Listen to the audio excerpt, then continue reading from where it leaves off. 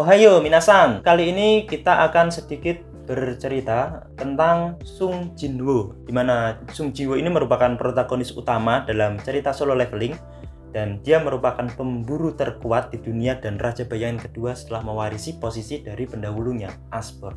Kita akan sedikit belajar tentang hal apa sih yang bisa kita petik dari cerita Sung Jinwoo. Tapi sebelum itu, kita pelajari dulu tentang kisah hidup Sung Jinwoo.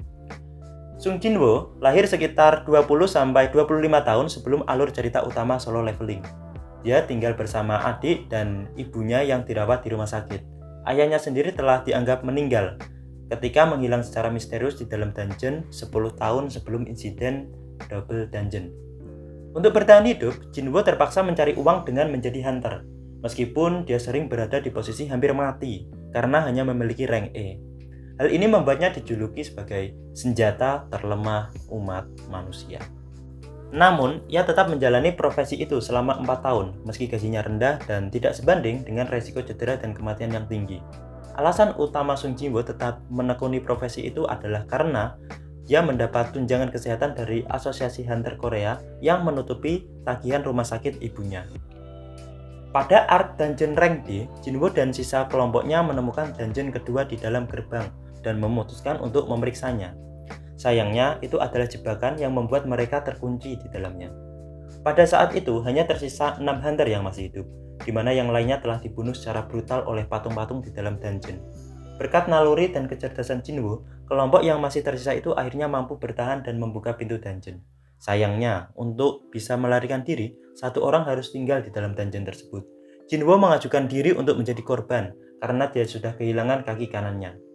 Ketika patung-patung itu menusuknya dan melemparkannya, sebuah layar sistem tiba-tiba muncul di depan wajah Jinwoo yang mengatakan bahwa dia memenuhi persyaratan dan bertanya apakah dia ingin menerima atau menolak statusnya sebagai player.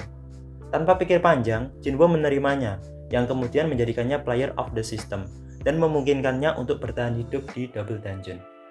Setelah peristiwa itu, Jinwoo menyadari kemampuan barunya di mana levelnya akan terus meningkat dan akan menambah kemampuan serta kekuatannya. Sebenarnya, Jinwoo merupakan individu yang rendah hati dan baik hati di mana dia sangat peduli dengan orang lain.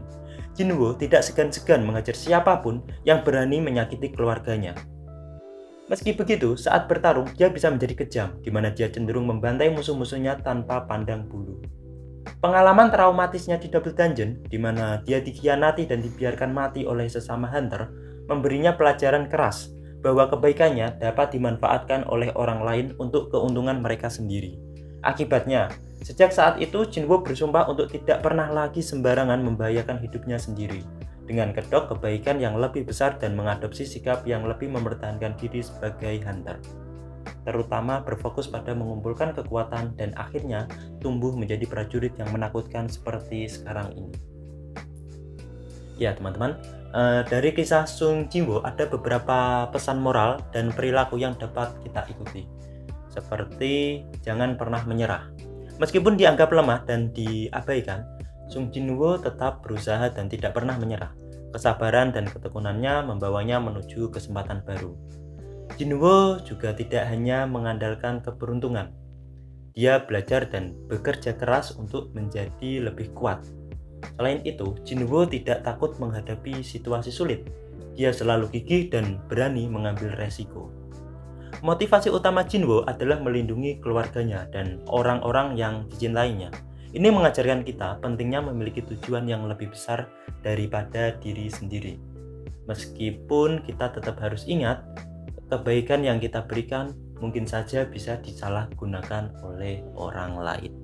Ya, sekian video kali ini. Jika mungkin ada yang ingin ditanyakan atau mungkin ada karakter lain yang ingin aku bahas, bisa ditulis di kolom komentar. Terima kasih.